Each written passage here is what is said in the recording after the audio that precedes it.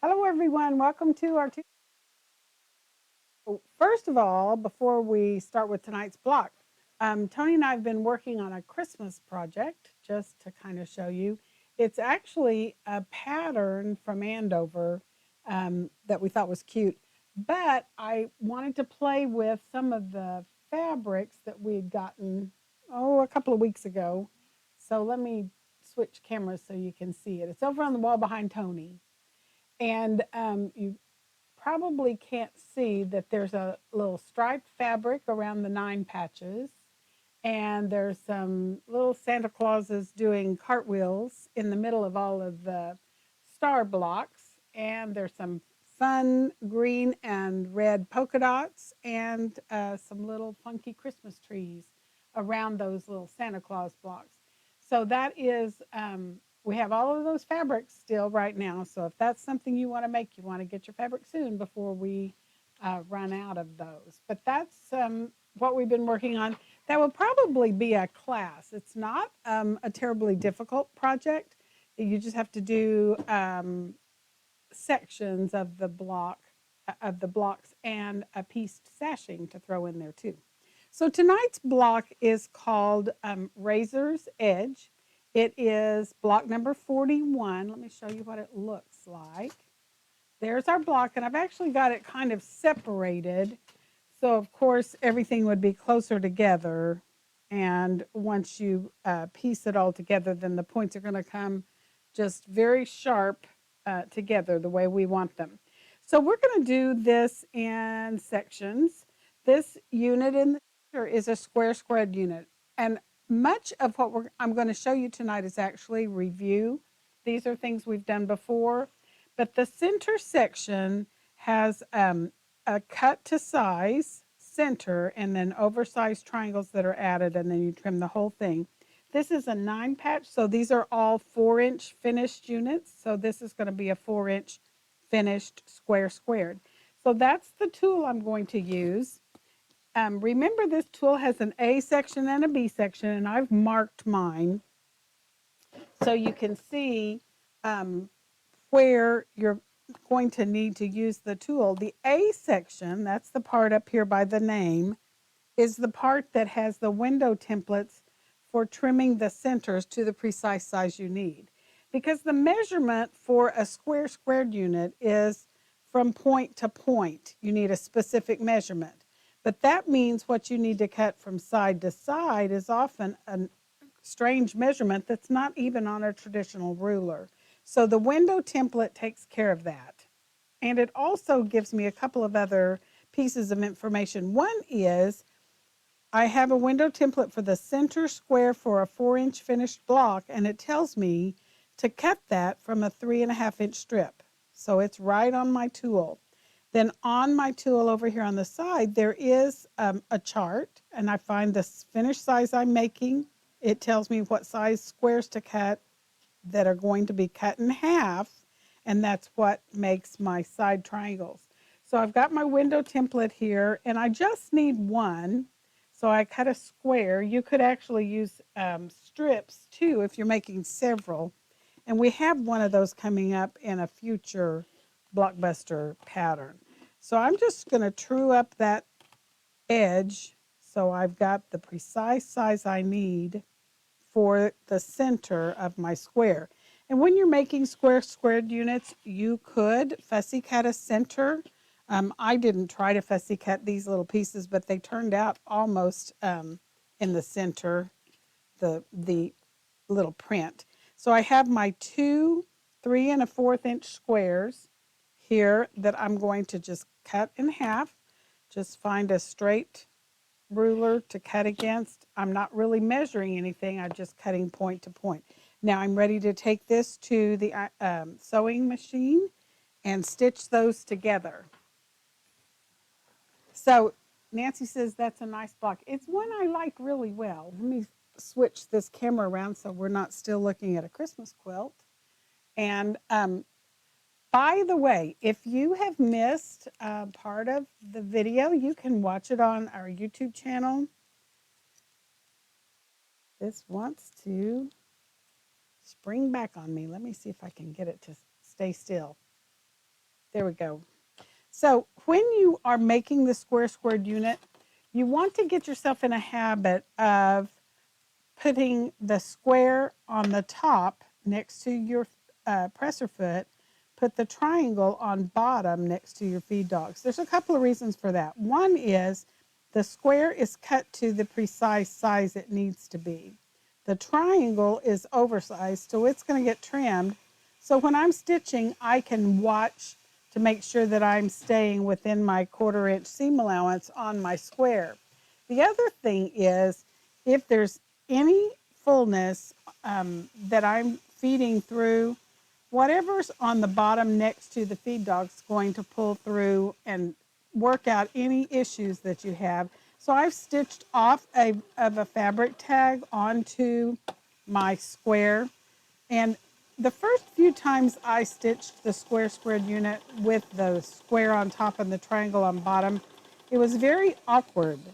And I didn't realize that I typically sewed with the triangle on top, but evidently I did. Once you get used to putting that triangle on bottom, it'll be just kind of second nature.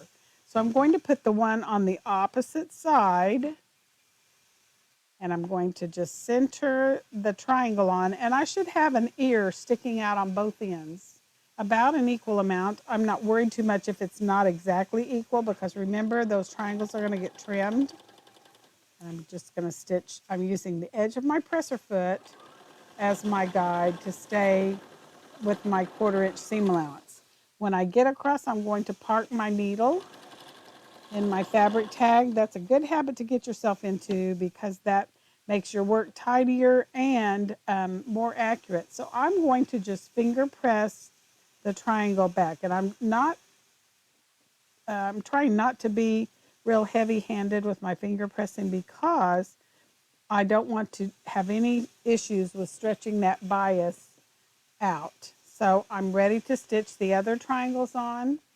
The first one's going to go here, and again, I'm going to flip it over, put the triangle on bottom and the square on top, and I have a little ear sticking out on both sides, and that's the way I want it.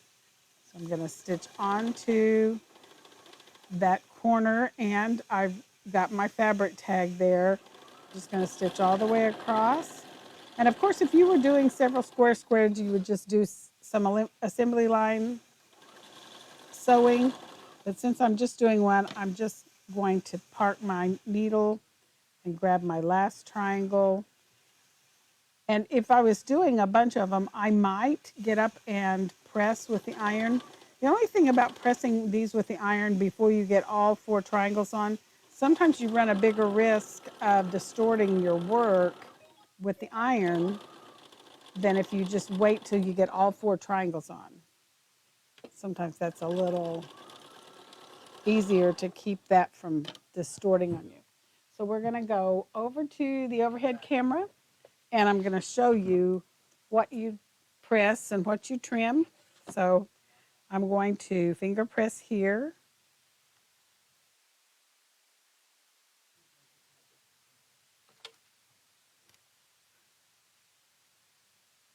So we're going to get those pressed. This is where, I've lost my acorn pressing pen. We were using it the other day in class, and I'm not real sure what I did with it at the end of class. So I'll have to find it. We'll just pretend for today. I kind of missed that. So I'm going to find all of the X's that say 4, because that's my finished size. I have 4 of them. When I get them in place, they're going to disappear from your view, but I can still see them. I've got my 4s on all of my intersections. Oh, Tony found it. Let me fix this before we cut, because it's more accurate to press and use your acorn pressing solution first, because that will flatten out those seams really nicely. It was over there in that basket. Okay, let me find my number 4 X's again. That made it much flatter. It's amazing how much that one little step improves the pressing and how much flatter the seams are. So when I turn, I'm turning and I'm going to trim to 4.5 inches. There's a corner right here that has that mark. So this line and this line go on my cut edges, but I'm also going to check to make sure that the number 4 X's are still on my 4 intersections. When I get that done, then I have an appropriately trimmed squared unit right for the center of my block. So let's talk about these corner pieces. This is a half square with the white and the red with a pop of color on the corner. So that one starts with a half square unit using the Tucker trimmer. So I'm going to show you the chart just as a review. So if you're making half square units, for any half square unit, you're going to start with squares that are at least 1 inch larger than your finished size. And then you're going to put 2 squares together. You're going to draw your 2 lines using your Quilter's Magic Wand. You're going to stitch, press, and then trim to size. So let me show you the steps we're going to do to make this popped corner. So I have my half square that I've already stitched, and then I'm going to grab my Tucker trimmer, and I need to trim this to 4.5 inches. So I'm going to put the half circle on the top corner because this is a 4-inch finished unit. So I'm trimming to 4.5. You have to kind of get used to working with finished sizes and trimmed sizes. So my trimmed size is 4.5. My finished size is 4. So I have a 4.5-inch line here. That's making sure that I have a nice, true 4.5-inch square. And so I'm going to do a couple of these. I sewed them earlier so we could spend our time with working on how you actually construct the pieces of this block. So if you have questions, be sure to put them in the comments because Tony's monitoring. You can always come see me and we can help you if I say things that are unclear or you need more clarification. So I'm going to just finish trimming. When you're doing this popped corner, you trim first this unit to make it where you can put together that little pop of color on the corner. So I want to trim all 4 of these because I'm going to show you something before I do the popped corner. And we're going to talk about the corner pop tool. It's probably the one that people struggle with the most, not in how you use it, but in knowing which line to use to cut with. And a couple of things that can help you. If you're using one of Deb's patterns or one of any of the certified instructors that have used the corner pop tool, they're going to give you the numbers you need to be looking for. If you've got the corner pop tool and you've just decided to make a unit and pop off the corner and add a pop of color, then you have to do a little bit of thinking to be able to decide what number you need. So here is the original block. But if you don't want to do the popped corner, you could just do the half squares. It's still an attractive block, just with the half square units. Okay, so that is one option. But notice our V block units also have a popped corner. So you could do the V block units without popping off the corners. We're going to talk about that in a minute. But in order to make this unit, all I have to do is trim away the excess here and add an oversized triangle. So your instructions give you the sizes that you need to be using. And my first step is to cut my triangles in half. And I'm just grabbing the Tucker trimmer, cut corner to corner because there I had 2 squares. So there I have 4 oversized triangles to fill the corners. My next step is to grab my corner pop tool. It's okay, I'm okay. Okay, so I am going to use for the half square unit the number 2 3/4. So on your tool, there's one section that is a list of whole and half measurements. The other section is 3/4 and 1/4 measurements. And I'm looking for the 2 3/4 measurements. When I find that, I'm going to put those lines on the corner, and I'm going to trim off the red corner. Now you could do all sorts of interesting things by trimming off the other side. But I'm just going to trim off the red corner, and I'm going to do that with all 4 of them. I don't want to get the wrong one, so let me grab those ones that I just trimmed, and I'm going to trim off using the 2 3/4 inch measurement.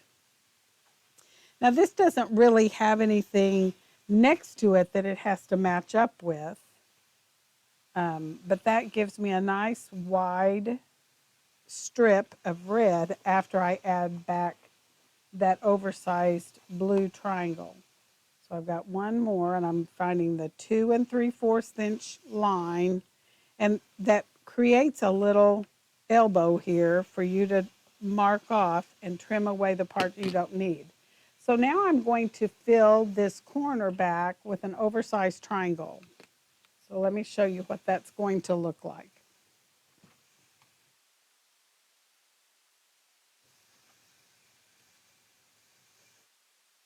So here is my trimmed half square, and I'm going to fill the missing corner with this oversized triangle. I need to go back so you can see it. There's my half square, and I'm going to fill the corner.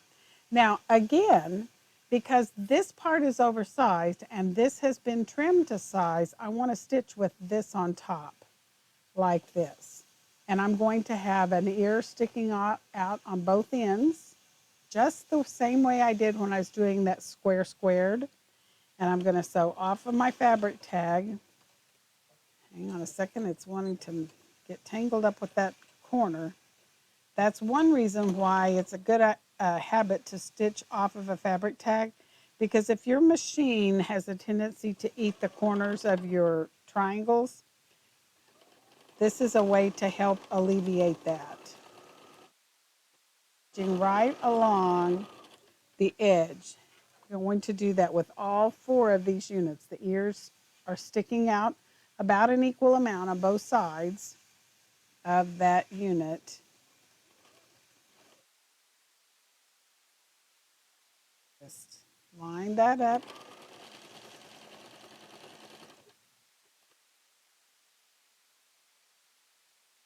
I just have 4 of these to do. That makes all of our corners. Put the trimmed piece on top and the oversized piece on bottom.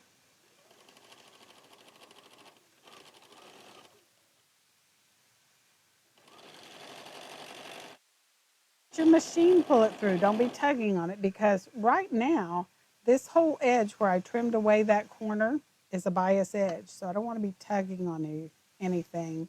I just kind of let it relax into place and stitch the last one.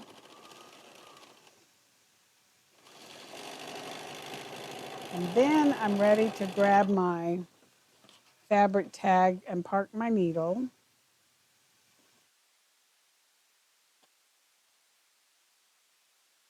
Then I'm going to cut my units apart. I'm ready to go to the ironing station and press and then trim, and I'll show you what that looks like.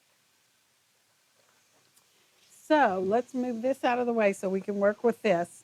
Right now, because of the way the corner pop tool works, if you have ever done folded corners on any other technique, that would have involved me leaving the triangle that I cut away and putting a square here, sewing corner to corner, and then flipping and trimming.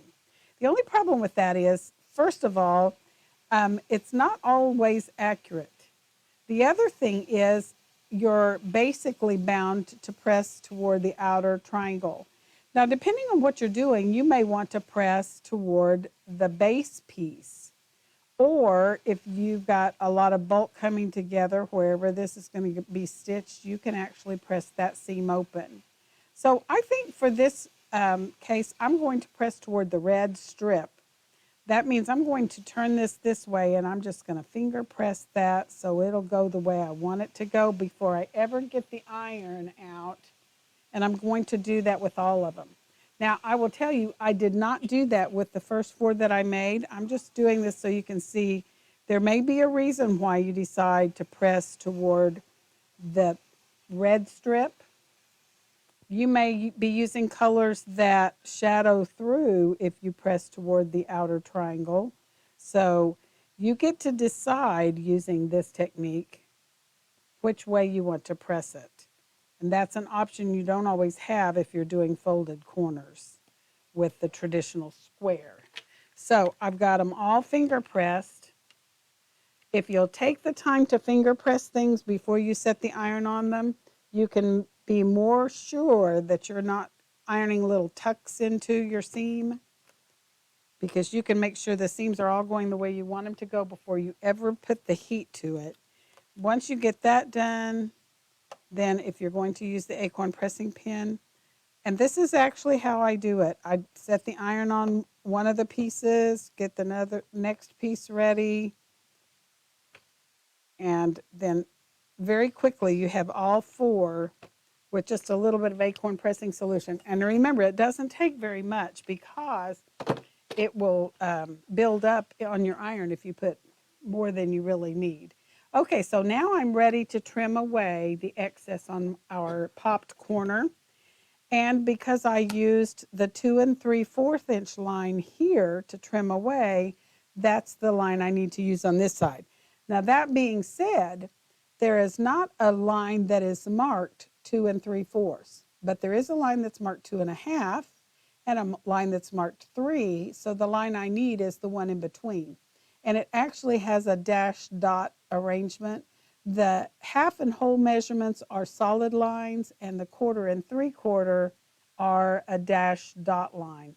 So I'm going to line that up on my seam, but I also am looking for a couple of other things. I've got my 1/2 inch mark here. It's not marked with a particular measurement, but I know this needs to be trimmed to 4 1/2 inches. So there's 1, 2, 3, 4 1/2 inches. Plus, I have a line right here that says 4 inches. I know that's my measurement for my finished unit. So I can trim away just the part I don't need, and I end up with a perfectly trimmed unit. And I can do that with all 4 of those corner pieces. I'm going to put the 2 3/4 inch line on the seam I just pressed. The number 4 line ends up on that center seam where the half square was, and the 4 1/2 inch line ends up on the outer edge of my block. And I actually shouldn't have anything here on the red part to trim away, because remember, that was trimmed to size when I started before I trimmed away the corner of the red part of my half square. So I can trim up and over, and that's how I do the pop of color on this unit. So just so you can see, this one I pressed toward the blue triangle. This one was pressed toward the red. This one was pressed toward the blue. Both of these were pressed toward the red. So it will create a little ridge there. And depending on what you're doing with your block, you may decide you want it to have that little ridge. So I'm going to put this back on our board, and let's talk about this unit. So this is a V-block unit. This is review. If you've watched us before, you've probably seen how we made those V-block units. So with the angled side of the V-block tool, that's how I get the center triangle, and these are side triangles that have been popped off. So they would, when I get them finished with the first step, they're going to have a blue side triangle on both sides. And then I'm going to show you how to pop off those corners. In order to do that, I'm going to have a strip, and whatever the finished size you want, for your V-block unit, you need a strip that's 1 inch larger than that. So this is a 4-inch finished unit. I've got a strip that's 5 inches. And my first step is to cut off the end so I have a straight edge to work with. Let me get this on the edge. And I'm actually after this shape right here. So I can fold this back half of the width of my 5-inch strip, and I can put the dashed line that says fold line for the center triangles on that fold. I also am looking for this 4-inch finished unit line. It should line up on the base of my triangle. Plus, I should be right at the edge at the tip of my strip.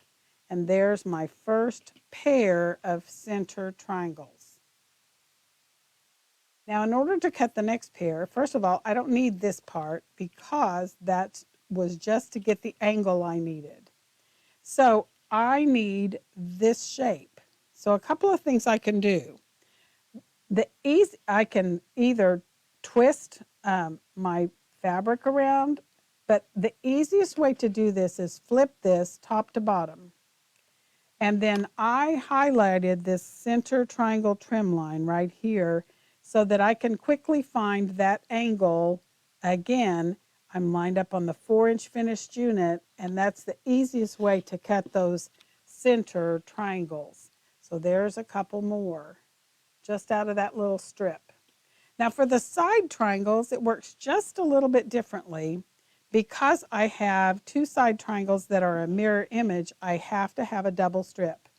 And I've got mine folded where the wrong sides are together. I'm going to get rid of the selvage because you never want to use the selvage. It just doesn't play nice. This time, instead of folding and finding that center triangle fold line, I'm after this bold solid line, and I'm going to put that right on the cut edge that I just trimmed away from the selvage. Then I also have the 4-inch finished unit right here on the base of it. I'm going to cut, and that gives me a pair. So there's, let me move this over here so you can see it. There's my side triangles for one of my triangles, for one of my center triangles. So instead of flipping the strip, this time I'm going to twist the ruler all the way around. And there's a long diagonal line. I even wrote on my ruler side triangle trim number 2, and I wrote that on the bottom side of my ruler. I turned it over, and I highlighted this long line, and then I put a little piece of tape on top that I wrote side triangle trim number 2. You may not be able to see that on my green mat. Now you can see it. I wrote that on my ruler. Since you own the ruler, you can put marks on here that help you. So I'm going to put that on my cut edge, and I'm looking for 2 things. I'm looking for this little flat spot on the bottom. I'm looking for a parallel line here. It just happens to be the number 2 line, but that way I know that I'm straight, and there's another pair. Then I'm going to twist back, find the bold solid line again, line up on the 4-inch finished unit line, and make a cut. There's another pair. And last time I'm going to twist around again, put the line on the cut edge, this long solid line, make another cut, and there is my last pair. So I'm going to take this to the sewing machine and show you how we're going to stitch that. So any questions?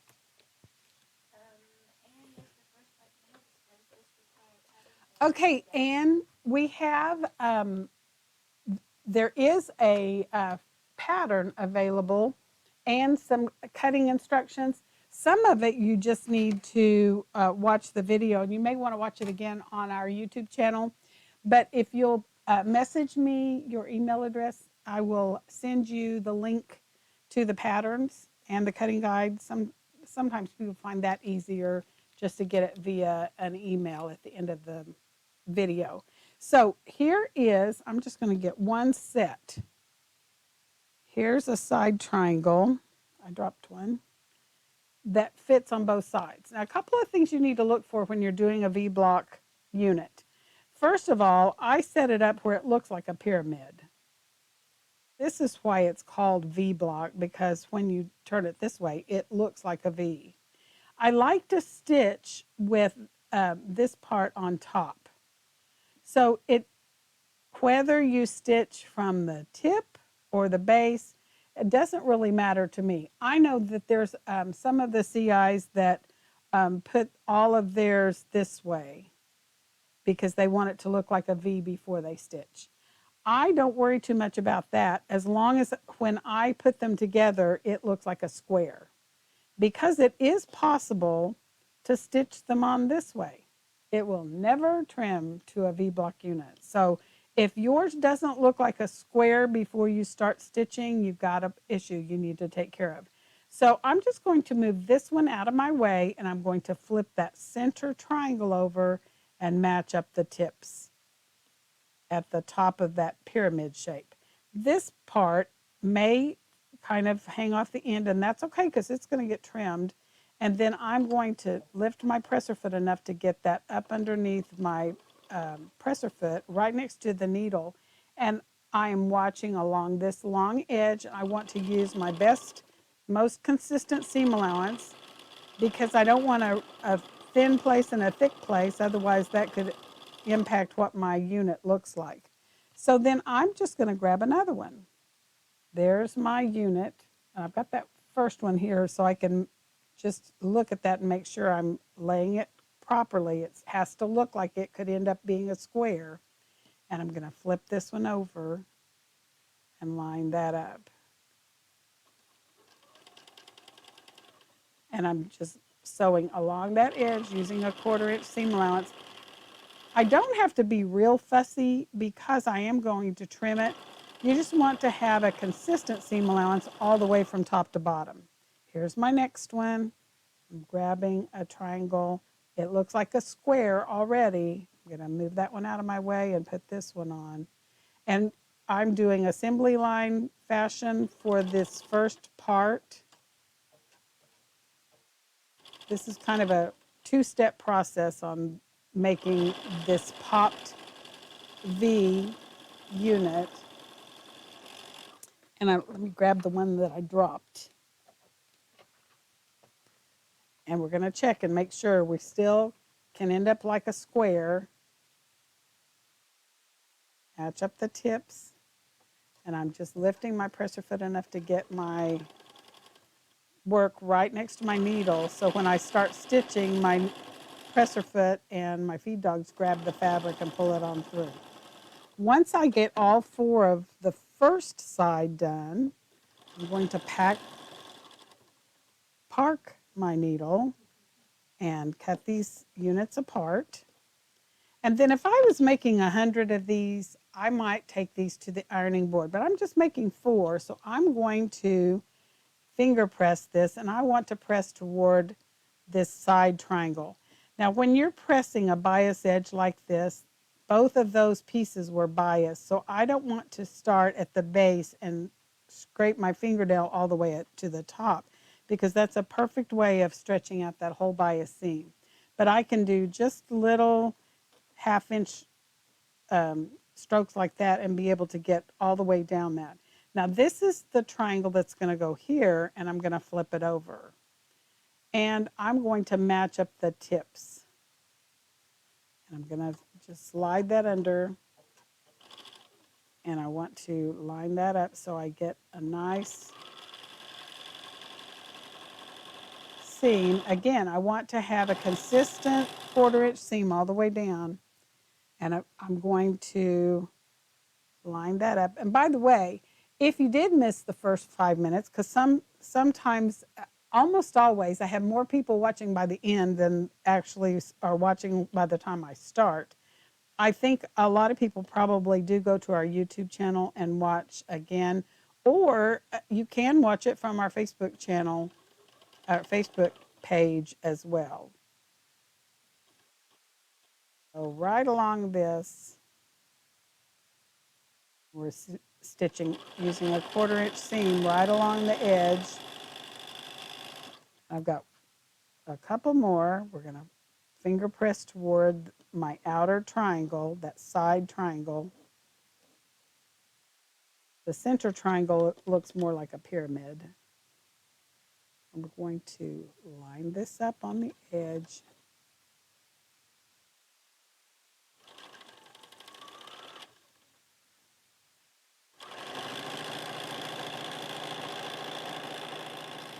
One more, and then I'll have my 4 V-block units. So there's my last one.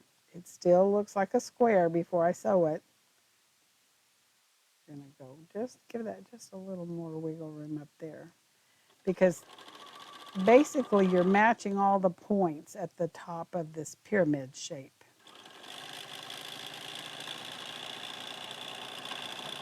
Now I'm ready to part my needle, and I'm ready to go back and trim my V-block units.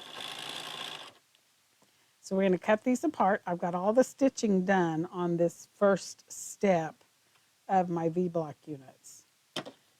I'm going to grab my V-block tool, and we're going to go back to the overhead camera.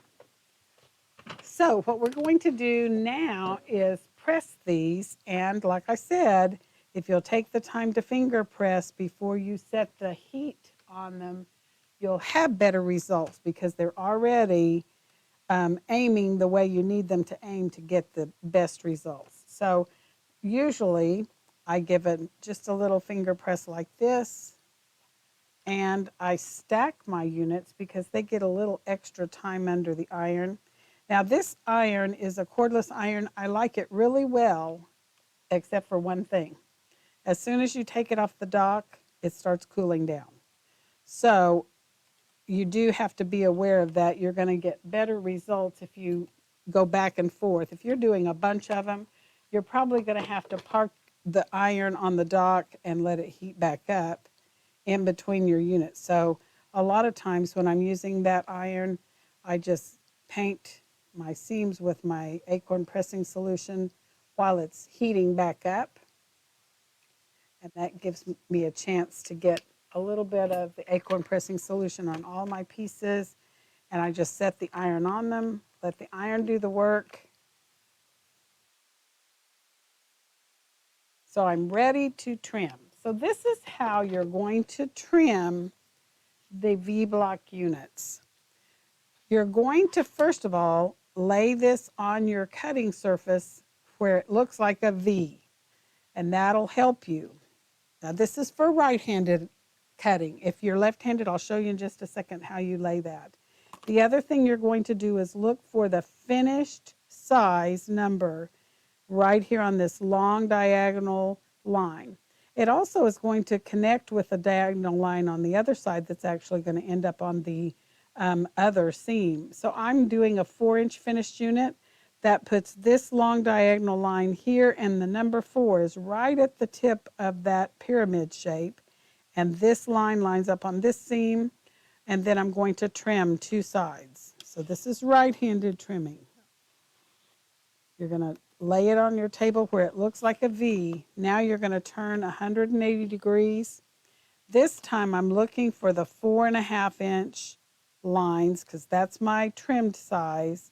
Once I get that in place, I should have a couple of things to look for. First of all, there will be a bold X right up at the tip, plus the number 4, which is my finished size, will be right above the base of this unit, so I know I'm trimming away the proper amount. So there's my V-block unit. It looks like a V, so you know that you've got it trimmed properly. So if you're left-handed, simply point it to the right and turn your tool so that the pointy end is down toward you. You're going to line up the same lines. The number 4 finished size goes here. That puts this diagonal line and this diagonal line on your seam. So you're going to cut up across this way and across the top. I'm not even going to try that. And we're going to line up the lines on the seams, and I'm going to trim up. Oops, I wiggled. I fixed it. So I'm going to trim off 2 sides, turn and trim the other 2 sides, and that's going to give me the measurement I need for my V-block unit. Now, so I want to show you, you could actually stop there and put your block together with plain half squares without a pop. You could put the square squared in the center, and look what happens if you don't pop off the corner. You still have a really attractive unit. This V-block unit makes a really cool looking star. Whether you've got a plain center, a square squared in the center, some fussy cut unit in the center. So you have options for what you do with this V-block unit.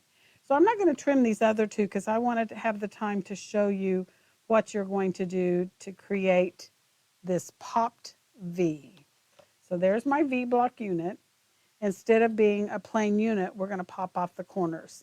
So we're going to use a different number. This time I'm using the number 2, and your instructions will tell you that.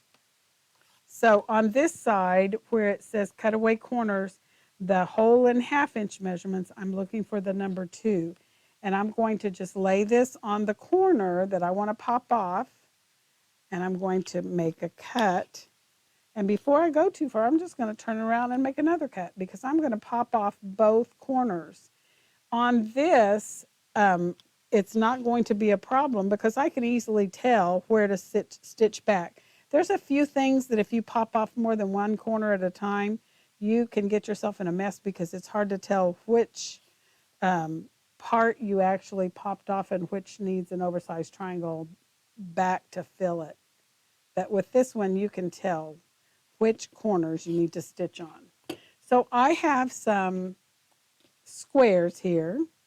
Your cutting guide will tell you what size squares you need for a 2-inch popped corner. And I'm just going to cut them in half. I'm cutting corner to corner, and I'm not looking at any particular sizing line. So there's my 4 triangles I'm going to add back. So we're going to take these to the sewing area, and I'll show you how you stitch that.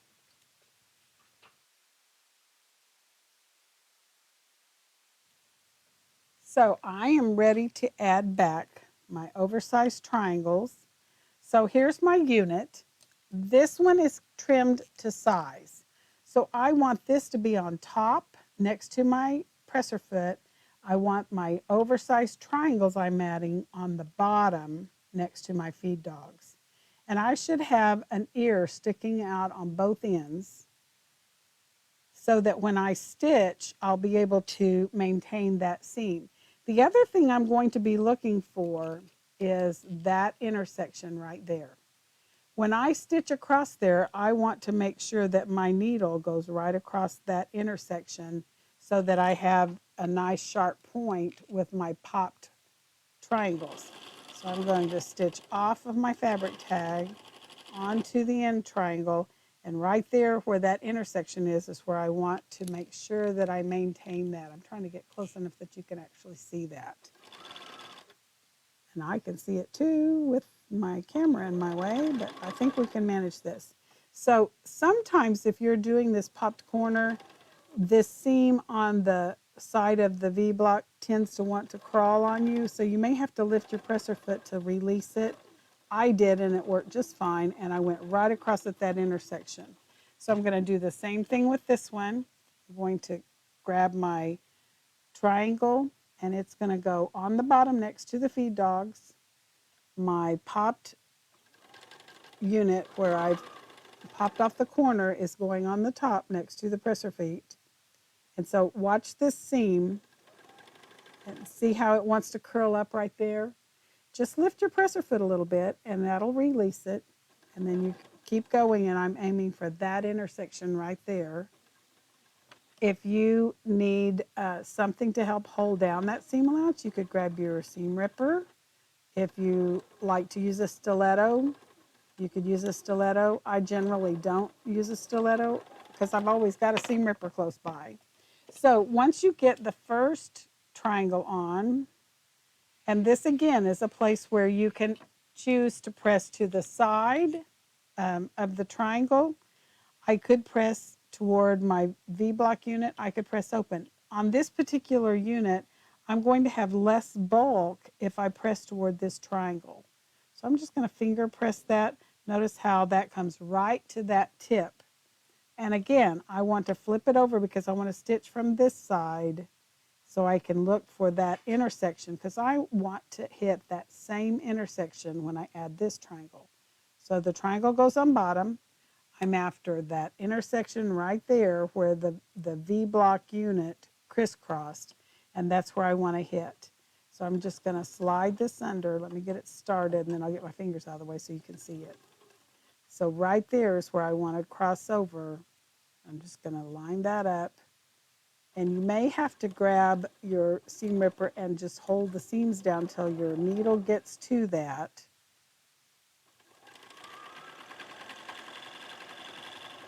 So there's one of them. Let's get the other one. Don't forget to flip this back, because if you don't flip it back, you're going to have your seam ripper for another reason. Because if you don't flip it back, it'll trap down like that. That won't work. So you've got to flip it back before you add this other triangle. So we're going to just line that up. I'm after that intersection right there.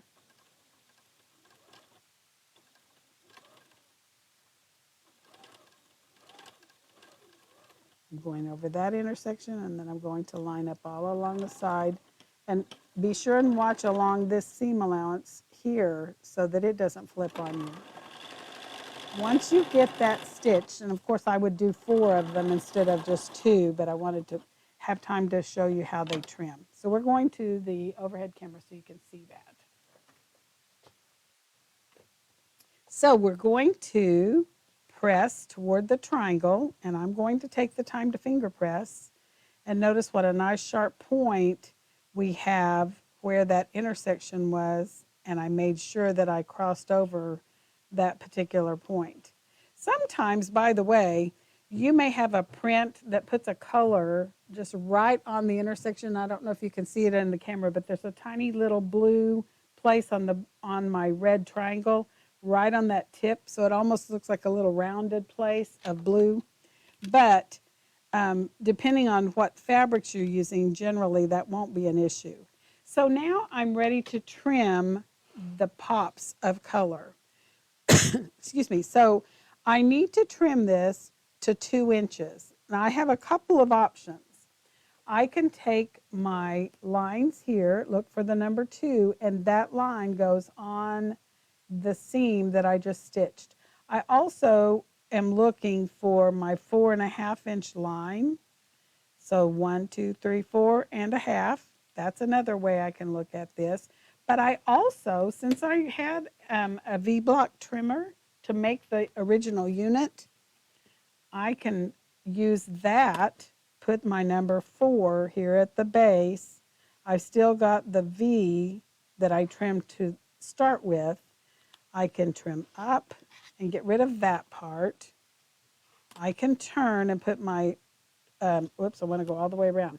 Put my 4.5 inch line on the edges, the top and the bottom and the side, and that'll put a bold X right on the tip of the V-block unit.